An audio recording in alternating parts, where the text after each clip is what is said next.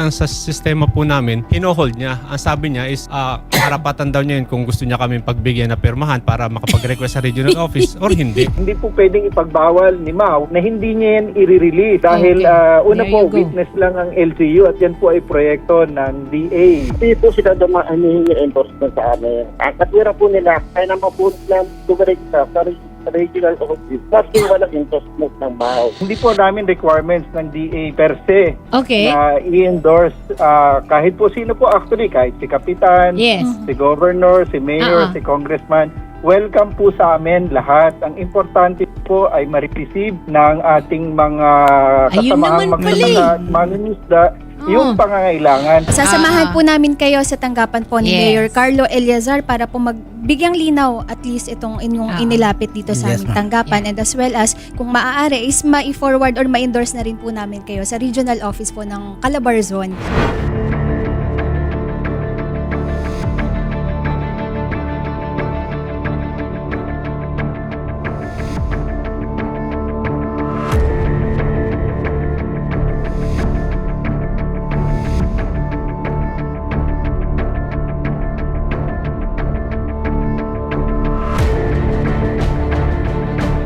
Nandito po tayo ngayon sa Office of the Mayor sa Tagkawayan at makakasama ho natin yung mga farmers ho natin and then sa Municipal Agriculture's Office para ilapit po ang kanilang problema at magawan po natin ito ng solusyon. Ano po ang mga ways po natin para matulungan yung ating mga farmers po sa kanilang mga request? Kami naman po ay willing tumulong sa lahat po ng farmers. Wala po kaming pinipili. Ano po, as long as na-meet po nila yung mga requirements para po sila ay makapag-request. Kagaya po ng nabanggit na dapat po sila ay rehistrado sa RSBSA. Ano po, in terms of pamimigay po ng lahat ng ayuda, fertilizer, sa palay, sa gulay, sa kahit ano pong sektor, ang tanggapan po ay handang tumugon. Ano ho? Alam naman po natin yan na tayo po ay nakakakuha sa tanggapan. As long as okay po yung record po ninyo. Ayusin po natin kung ano po yung mga may kulang, kung may kulang man po, kung may mali man po dun sa pinasa po natin. Hindi po kami nakikipag-kompetensya kung mabigyan man po kayo ng regional office. Okay po sa amin. Basta't napapakinabangan po ng farmers. Ano ho?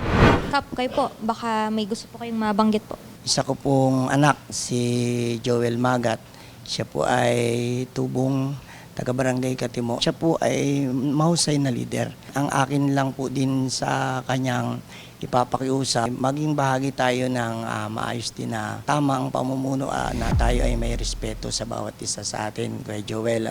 Sa inyo po, sa buong samahan, ay katulad ng ibang mga kapitan na nagsasabi rin sa akin, kinukumusta rin yung mga samahan na di umano ay naging alliance nung samahan na binuo ni Pangulong Joel Magat ay mabalidate po natin kung ito po ay dumating, yung request na galing kung saang ahensya ng gobyerno at tama po ba ang pagdidistribute.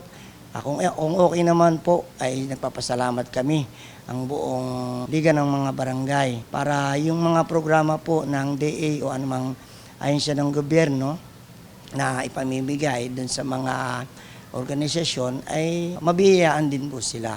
Sa side naman po namin, pinabubulaan ako po yung sinasabi nila na lahat sila ay tumutulong. Kasi ang dinadaing nga po ng iba kong member, pag sila na raw po ay sinabi nila na alliance sila, binabasto sila, ay hindi kayo dito at meron kayong sarili nyo.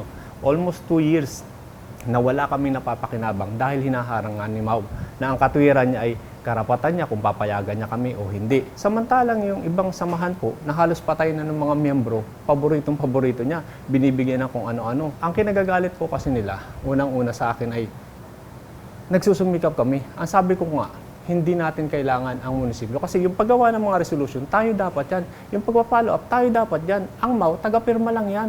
Dadaan tayo sa kanya, i-endorse niya, tapos na ang trabaho nila doon. Validation lang sila, monitoring.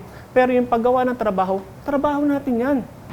Bibigyan po ng endorsement and i-validate yung request po nila kung okay po ba yung request nila. It will not take time para po ibigay sa kanila yung ganong papel na kinakailangan po nila.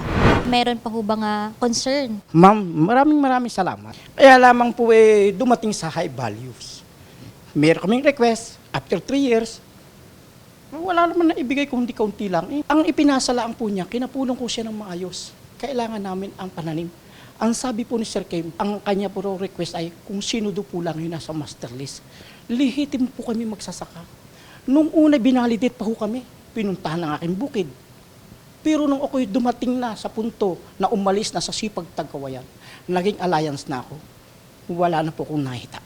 Bigyan niyo po sa amin ang inyong listahan at bigyan niyo po ang inyong mga pangalan at mabalidate natin, tingnan natin kung ano ang magagawa ng ating Agriculture Department. Nandito ako bilang representative ni Mayor at alam ko ang nasa isip ni Mayor, patas. Hindi niya naman ipagkakaila yon, alam ko, na si Mayor, kung pagdating lang sa mga magsasaka, lahat ng mga kagamitan, lahat ng mga binhi, walang talagang hindi nabibigyan. Ako po ay isa sa naman namamahala ng mga samahan ng magsasaka at mga isda dito sa bayan ng Tagkawayan. Bukod dun sa alliance na tinatag ni Pangulong Joel, ay meron pa pong samahan siya noon na kinainuban na tumanggap naman po ng ibang mga biyaya na galing sa tanggapan ng Pambayang Agriculture, mga naunang panahon po. Ngayon po ay intact po ang kanilang bylaws at kanilang mga papeles na sa akin po, sa pangangalaga ko po. Matagal na ho kami nagre-request ng hayop. 64 na po ako, hanggang ngayon wala pa ho yung hayop na re-request namin. Pero nababalitaan ko ho, yung mga nahuli, nauna pa. Kami po ay nagsusumikap sa pagtitinda para ho makapag-provide kami ng sarili namin pong hayop para ho gamitin namin sa amin pong pagsasaka. Sana naman po, tingnan naman nyo po kami na matagal na pong nagre-request. Base po dun sa record po namin, may natanggap po si Kapanyong. Hindi nga lang po yung nire-request po niya na alagang kalabaw. Pero naka-receive po sila ng baboy. Instead po na kalabaw, dahil wala pa nga pong available nung mga panahon na yun, kasi naghihintay lang po kami ng dispersal. Yan po kasi ay kung kailan may available, eh di yun lang po siya kaya namin ibigay. Kung sakali naman po na talaga po may babalidate po natin at meron mo namang available nung since ako nagpalista, ay sana naman po may update po yun dahil kailan lang po yung iba, hindi ko nababanggitin ng pangalan, abay nagkaroon agad. Naunawaan ko na may mga samahan na talagang hindi knowledgeable. Limited ang capacity nila kasi farmer normal yan. Kaya lang po, huwag nating gawing mas mangmang sila. Tulungan natin na matuto. Kagaya ng ginagawa natin. Maganda yung ginagawa ng munisipyo na sila nagpaparegister. Kaso lang, kumusta naman kaya? Anong natutunan ng samahan? Graduate ng high school tapos pagpaparehistro lang ng samahan, hindi kaya. Di ba? Paano naman yung mga may kaalaman? So, ibig sabihin, kami na lang ang magsasuffer. Yung mga hindi kaya nila. So, para ba magkaroon ako ng privilege at makakuha ng dapat pagmukhain ko na wala rin akong alam para nang sa ganun tutukan ako. Medyo hindi naman siguro magandang tingnan. Ang maging basehan lang po sana ng munisipyo ay performance ng mga grupo, hindi yung paborito. Kasi kung sino pa yung hindi sila nahihirapan na nagpapakasikap, sila pa po ang enemy of the state, sila pa yung pagkakaisahan na pagpunta doon, babastusin, knowing na hindi na nga namin kayo pinapahirapan, kami na nagpapakapagod. Kasi nga, nakikita ko po yung kalalagay nila, iilan lang ang staff. 45 barangay kami. Paano nyo kami mapapagsilbihan? Dapat, iginagad nyo yung mga tao na, magsumikap din kayo kagaya ng mga samahan na ito dahil hindi talaga namin kayang ibigay sa inyo kung hindi kayo makikipagtulungan sa amin. Let us meet halfway. Ang totoo po talaga, lahat po, wala pong maliit, malaking samahan, mahirap, mayamang samahan. Lahat po yan ay pantay-pantay. At sa totoo lang po ay dun nga po sa samahan, tinutulungan po talaga natin na mapadaling maparehistro yan. Kaya tulungan po nating mapadali, inaayos po natin at kahit nga po gabi ginagawa nating araw para lang po matugunan yung pangailangan ng mga magsasaka. Ang gusto natin tuldukan to, di ba? Tapusin natin para maging maayos lahat. Alam ko naman kung ano ang sasabihin sa akin ni Mayor. Di siyempre, plansahin natin lahat to. Maraming salamat sa inyo lahat. Okay. Sa amin, ma'am, talaga okay lagi. Thank you rin po sa opisina po ng Agriculture's Office po, ma'am, sa pagpunta po ngayong araw at nabigyang linaw po sa amin kung ano po yung mga maaaring maitulong po natin sa ating mga kasamang farmers po ngayon. Yun lang po, Sir Glenn. And parating po kay Mayor yung aming pasasalamat po sa pagpapaulak po sa amin ngayon na makaharap po kayo at magsama-sama po sila. Narinig po namin yung bawat panig at naging klaro rin po sa amin yung mga hinaing po ng ating farmers. Yun lang po, Sir. Thank you po. Nagpapasalamat po kami kasama ang aming mga miyembrong magsasaka at kami po ay sinamahan nyo sa Office of the Municipal Agriculturist at nakausap din po namin ang mga staff nila at kami po ay nagkasundo na magtulungan para na sa ganun po ay umasenso ang ating mga magsasaka. Maraming salamat po at God bless. At sa regional office naman po, hindi po nila kami binigo. Yung amin po mga seeds na na-request ay ibinigay po nila at ganun din po ay yung ilang mga machineries. Bagamat yung iba pa po ay hindi pa po nila naibigay dahil naubusan na po kami. So on the process po ang kanilang procurement at kung sakali naman po na magkaroon na raw sila ay ibibigay na nila yung mga pangangailangan namin. Kaya po lubos ang pasasalamat namin sa inyong tanggapan na nagkaroon ng magandang aksyon ang aming mga kahilingan bilang mga magsasaka ng bayan ng Tagkawayan. Maraming salamat po.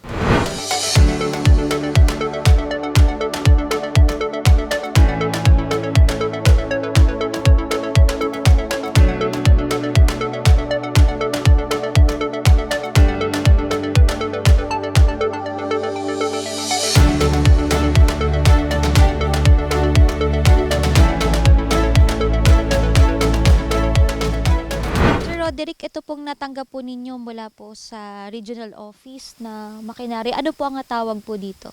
Floating tiller po siya. Para saan po ito, sir? Sa palayan po. Pagka nag-ano po ng putik po. Pang-prepare po siya para sa pagtatanim ng palay. Ano po kalaking bagay, sir, na dito po sa inyong lugar, nakatanggap po kayo ng ganitong makinarya mula po sa regional? Malaking bagay po kasi po hindi na po mahirap pong magagamit po sa kalabaw po na mano-mano. Mensahe po ninyo sa inyong grupo, especially sa leader po ninyo? Maraming salamat po, Pangulong Magat, at tinupad mo po yung pangako niyo po sa amin na bibigyan niyo po kami ng makinarya po para sa amin po. Nabanggit po ninyo sa programa, no, meron tayong nire-request at sa regional office ng mga gamit po para sa mga farmers po natin dito. Para saan po yung mga yon at ano ang nangyari, bakit umabot po ng 2 taon? Yung mga request po namin na yun ay intended para sa mga farmers, yung mga pangangailangan nila. Yun po ay precise talaga na halimbawa po sa magugulay, kailangan talaga niya ng mga pananim na gulay. After na ma-ere sa program, binanggit na kahit hindi na po kayo need ng endorsement po doon, dumiretso na lang sa regional office. Ano ang naging action po ninyo matapos po nito? Dumiretso po kami sa regional office at salamat naman kay Sir Fidel at ibinigay niya talaga yung kailangan namin. Although meron pang mga kailangan kasi naubusan na nga kami dahil nga sa pag-iintay. Dahil for almost 2 years talagang nag-intay ako baka sakaling maliwanagan ang ating MAU. Marinig niya yung aming hinaing. Pero unfortunately, medyo nagtagal nga na wala pa ring sagot. Dumaan naman po ako sa step by step. Nagreklamo muna ako sa discipline committee. Unfortunately, i-dismiss nila ito kasi wala daw basihan na sinasabi nga nila, karapatan nga daw ng MAU yun kung gusto niyang pagbigyan kami o hindi.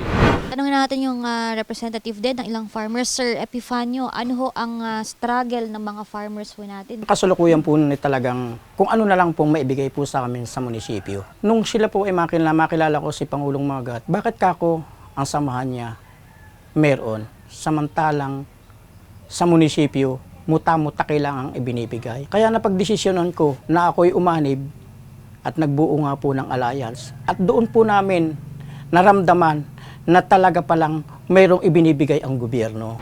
Yung aking sinasaka ay hindi ng makinarya kasi malalim siya. Mano-mano po yung kalabaw ang kailangan. May request po ako matagal na sa DA. Nitong huli, nag-request uli ako. Ay wag daw umasa. Ay sabi ko wala palang aasahan diyan. Ay pero kahit pa paano naman po ay nabibigyan po ng palay, saka yung pang-backyard nga na nakakatulong din naman po. Ako pinakatira sa bundok, ang aking maisishare. Gawa nga po itong pagiging samahan ho ng alliance na susustain naman po niya yung mga pananim po namin. Kasi isa pa rin po ako sa magtiyanggi sa bayan. Yun nga po ang pinapangarap ko. Sabi ko nga po, pagkasarili mo po ang pananim na ititinda mo sa bayan, napakalaking bagay po yun para po sa amin pong pagkain sa araw-araw at saka sa pag-aaral ng aming mga anak. Magulang ko po yung unang miyembro po ng samahan ni Pangulong Magat. Kami pong 7 magkakapatid ay binuhay po ng magulang namin sa pagsasaka. Para po ng pagtatanim ng tatay ko dati is mano-mano. Ngayon po, si Pangulong Magat po, gusto po kami tulungan na magkaroon po ng makinarya para po sa mabilis isang pong pagtatanim ng sa aming pong gulayan. Plano po ni Pangulong Magat sa aming barangay na palakasin po yung samahan ng magugulay po sa amin. Nag-request po kami kay Pangulong Magat na magkaroon po kami ng sarili naming sa amin na kami po ay nasa 30 miyembro na doon na lang po iikot yung makinarya sa amin para po kung kailangan nito, ang gasolina na lang po yung bibili nila para sila naman po yung mag-operate. Na hindi na po kami mag-iintay pa doon nandito sa ibang barangay.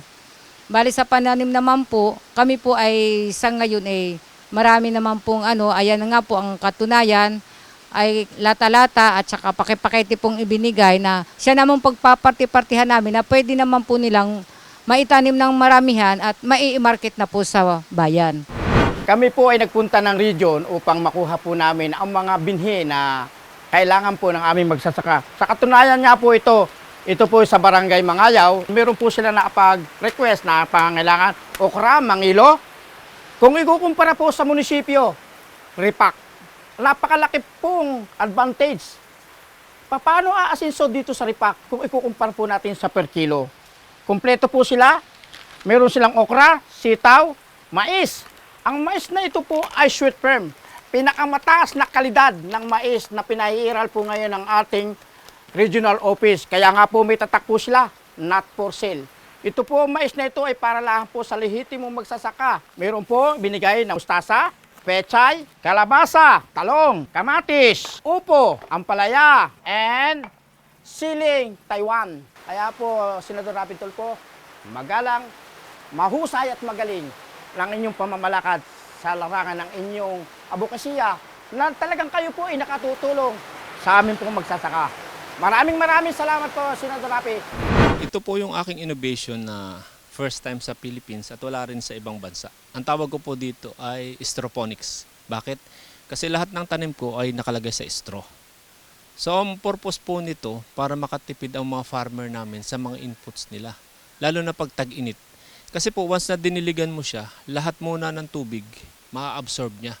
Bago po lumabas dito yung mga ugat, napakinabangan niya na lahat ng sustansya. Unlike doon sa conventional, doon sa traditional na itatanim mo sa lupa na ganyan, once na umulan, titigas yung lupa niya, diligan mo man siya ng diligan, basang-basa na siya pero makikita mo ganun pa lang ang na-penetrate ng tubig niya. Unlike dito, pag diniligan mo ito, talagang lahat mapapapunta sa kanya, walang makakatakas. Hindi niya magiging kakumpetensya ang mga damo. Kahit tag-ulan yan, tag-init, kaya ko magtanim kasi may protection na kaagad yung tanim ko eh. Ilagay mo man siya sa simento, wala siyang problema. Kahit anong klase, wala ka ng problema. Sa cons lang nito, matrabaho kasi magkukulik ka pa ng mga ganito, isa-isa mo silang bubutasan. Yun nga lang, ang kagandahan sa kanya, napakahabang panahon mo na mapapakinabangan siya. Ang kailangan lang natin para maging successful tayo sa farming ay mag-innovate tayo. Ito yung stroponics yan, kung makikita nyo.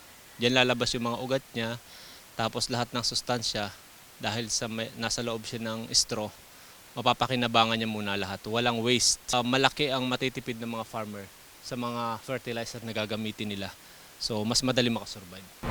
Throughout the year, makakapag-produce kami ng mga gulay na may i-supply namin sa palengke, na may ibenta namin ng mura, na safe kainin ng tao, na hindi namin kailangan mag-spray kasi wala nakakapasok na insekto. Ganun lang kasimple. Ito ang concept ng smart farming. Lilinisin mo lang, magtanim ka na naman ng panibagong ampalaya. Walang problema. Hindi ka na uli mag-cultivate. Hindi ka gaya sa ibang klase ng pagtatanim na cultivate ka ng cultivate. Itong smart farming, hindi na. Once ka lang mag-cultivate dahil ang mga itatanim mo ay nasa straw, ayan o, hindi mo kailangan i-cultivate. Maghuhukay ka lang ng pagtataniman mo, makakapagtanim ka na ng talong. Ito 2 years na pero kita nyo, continuous pa rin na namumunga. Ang kailangan lang niya, dilig ng fertilizer, and then dadami na uli ang kanyang bunga. Ayan o, gumaganda na naman ang dahon niya. Samantalang maulan ngayon, subside sa tubig. Pero dahil nag-a-adjust ako, mataas yung plot ko, umabot man dito ang tubig niyan, magsusubside yan, okay pa rin yung tanim ko. Ganyan lang ang smart farming.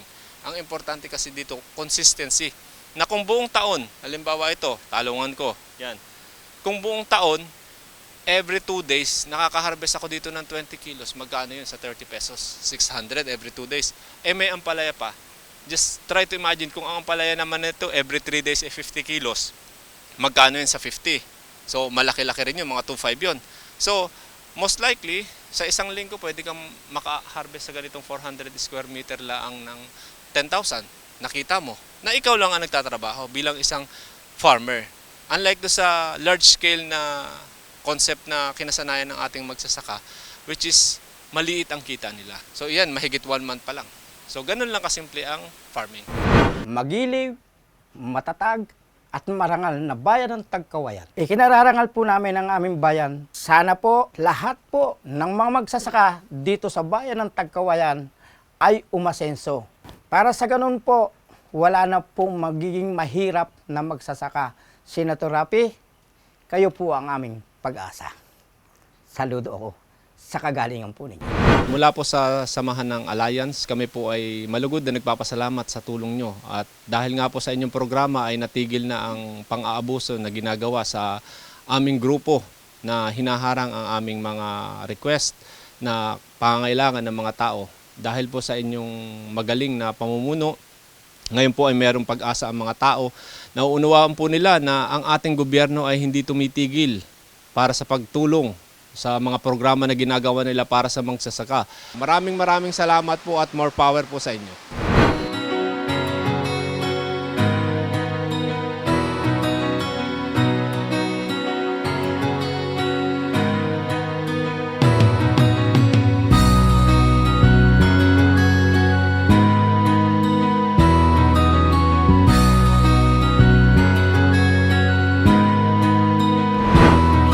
Rapi Tulfo, isang taong hindi ka iiwanan. Basta nasa tama ka, ilalabang ka ng patayon. Kahit na sariling reputasyon niya ang itaya, ipagtatanggol ka niya kahit siya ang mapahiya. Ang sarap kapag panatagsan mo